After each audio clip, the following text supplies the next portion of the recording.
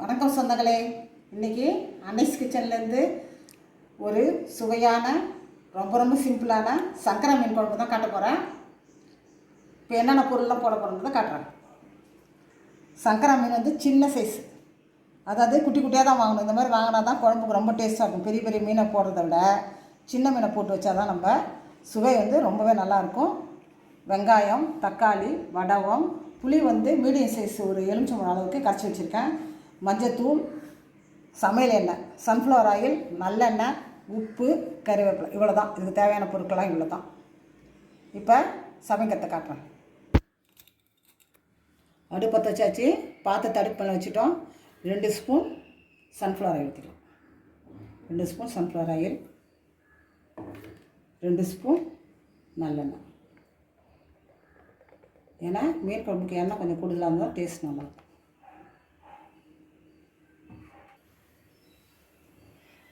எண்ணெய் காஞ்சிட்டு வடகம் போட்டுடலாம்.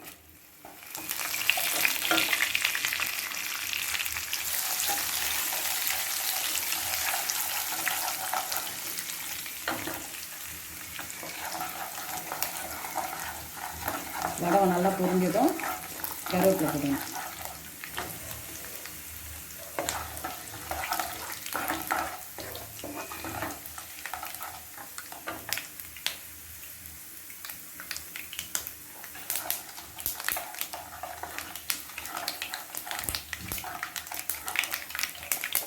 கடுகுலாம் நல்லா பொரிஞ்சிச்சு. கொத்தவரை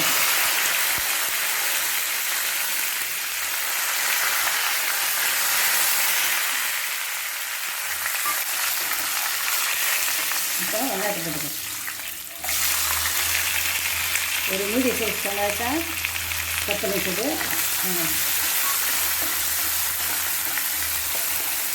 நல்லா வதங்கிச்சு. தக்காளி பழம் போட்டுக்கலாம்.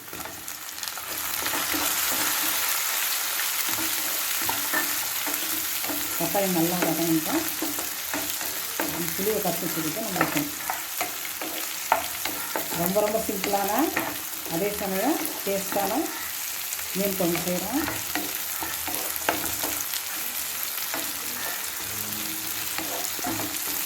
தக்காளி நல்லா வதங்கணும்.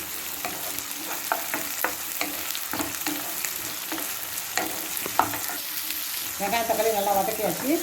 இப்போ நம்ம எலுமிச்சம்பழம் அளவுக்கு புளியை எடுத்து கரைச்சி வச்சுட்டா ஊற்றிக்கணும்.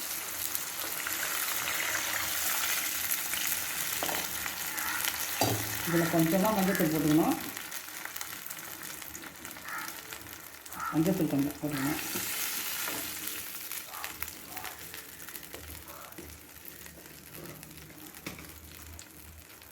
குழம்பு மிளகாய்த்தூள் தான் போடுறேன். இது இந்த அளவுக்கு 3 ஸ்பூன் போட்டால் போதும். 3 ஸ்பூன் மிளகாய்த்தூள்.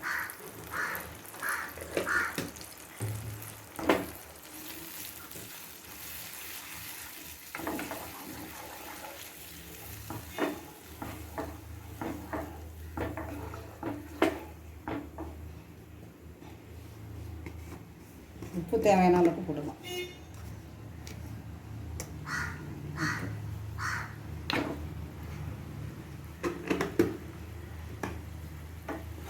நல்லா கொதிக்கணும்.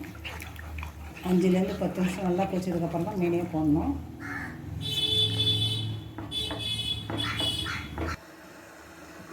பத்து நிமிஷம் ஆகிட்டு குழம்பு நல்லா சுண்டிடுச்சு. இப்போ நம்ம மீனை போட்டுக்கலாம். இது சங்கரா மீன் சின்னதாக வாங்கிட்டு வந்தோம். குழம்பு வைக்கிறதுக்குன்னா சின்னதாக வாங்கணும்.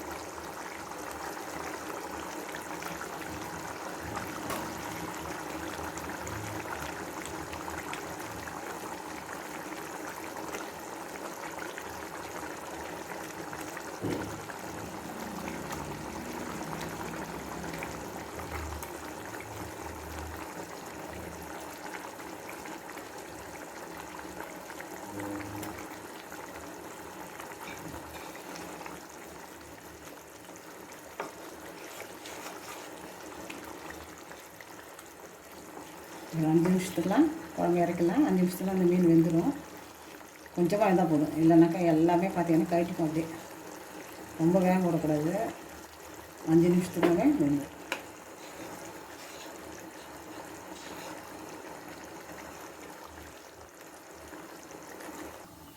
5 நிமிஷம் ஆச்சு.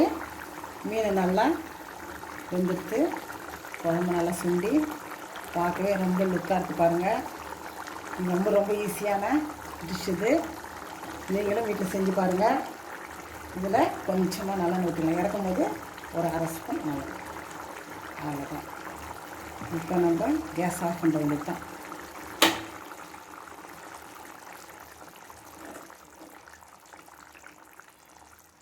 இந்த குழம்பு ரொம்ப சுவையாக இருக்கும். சுவையான மீன் குழம்பு ரெடி ஆகிடுச்சு. நீங்களும் செஞ்சு பாருங்கள். கமெண்ட்ஸில் சொல்லுங்கள். லைக் பண்ணுங்கள், ஷேர் பண்ணுங்கள், கமெண்ட் பண்ணுங்கள். என்னுடைய அன்னைஸ் கிச்சனுக்கு சப்ஸ்கிரைப் பண்ணுங்கள். தேங்க்யூ.